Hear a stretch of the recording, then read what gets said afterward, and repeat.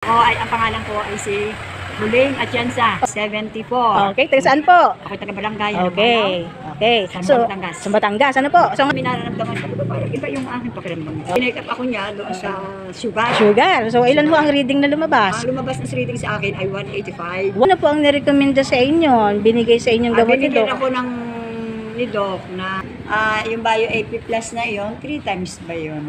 Yes. So, mga ilang kapsula ho ang nainom nyo? 90 Capsules? pieces. 90 okay. pesos. 90 pieces. Okay. Then, So, then, ano pong ginawa ninyo pagkatapos na kayo uminom? Ang ginawa ko, so kay Aranas naman. Oo. So, ilan na po ang reading ng inyong diabetes, ng sugar? 8121. 81 na! Bio AP Plus ang ito ang inirekomenda sa akin ni Doc.